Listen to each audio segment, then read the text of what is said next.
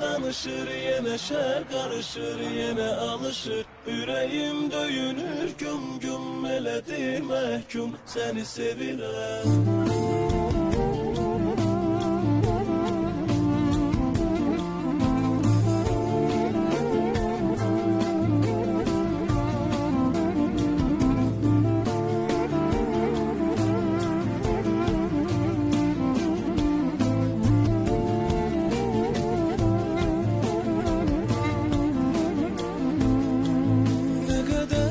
Sevsem de daha çok sevmeyi istəyirəm səni məndən.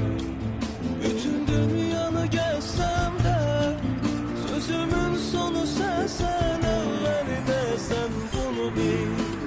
Ne kadar seni sevsem de daha çok sevmeyi istəyirəm səni məndən. Bütün dünyanı gezsem de sözümün sonu sensen, evveli de sen. Tek yüreğim sen, Kur'an yüreğim sen, benim her şeyim sen. Sevirem, sevirem seni ben. Alem bizden danışır, yine şer karışır, yine alışır. Yüreğim döyünür, güm güm elədi məhkum, seni sevirem. Alem bizden danışır, yine şer karışır, yine alışır. Yüreğim döyünür, güm güm elədi məhkum, seni sevirem.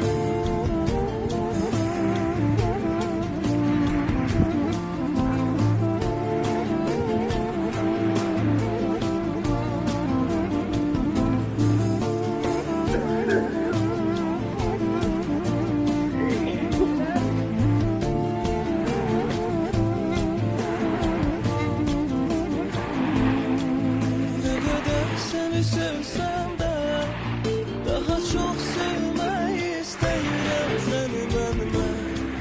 Bütün dünyanı gezsem de sözümün sonu sensen, evveli de sen bunu bil.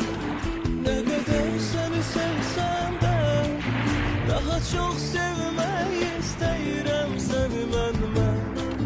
Bütün dünyanı gezsem de sözümün sonu sensen, evveli de sen.